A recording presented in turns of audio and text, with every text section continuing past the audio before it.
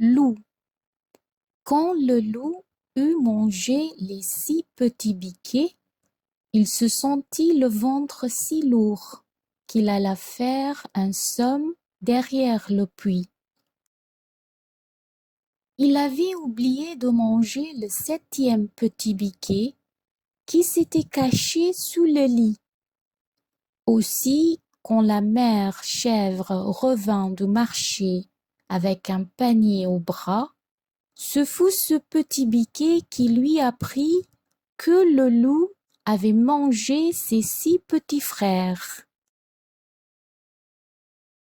Ah, mes enfants, mes chers enfants, chevrotait la chèvre en essuyant ses yeux avec un coin de son tablier.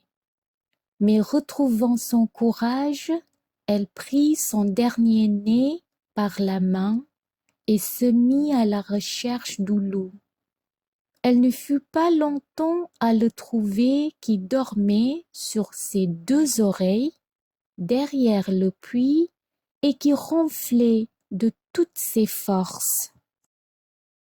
« Attends, brigand, dit la mère chèvre, tu vas voir. » Et tirant de son panier un couteau de cuisine, d'un seul coup elle fend le ventre du loup dans toute sa longueur, et les 6 petits biquets sautent au cou de leur mère.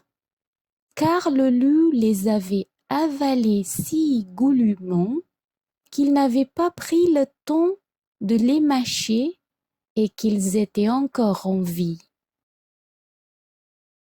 La chèvre et les biquets rirent et pleurèrent ensemble un instant. Puis la mère dit : « Ce n'est pas tout. Allez vite me chercher 6 grosses pierres. Je vais les mettre à votre place dans le ventre du loup, et je lui recoudrai la peau. Comme cela, il ne s'apercevra de rien à son réveil. »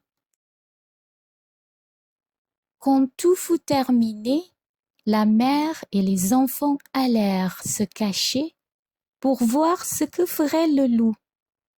Au bout d'un moment, il se réveilla, se frotta les paupières, puis se tâta le ventre. « Comme il est dur, grogna-t-il. Sans doute, je n'ai pas bien digéré. Ah, je sais, j'ai oublié de boire. » Et se levant, il alla vers le puits. Dans son ventre, les 6 pierres faisaient un bruit étrange. « Je ne sais vraiment pas ce qui cogne comme cela dans mon ventre, » dit le loup, et il se pencha pour boire. Mais ce mouvement précipita les pierres l'une sur l'autre dans l'estomac du loup. Leur poids l'entraîna en avant et le vieux brigand tomba la tête en bas dans le fond du puits. Alors la chèvre et ses 7 petits dansèrent autour du puits une ronde joyeuse.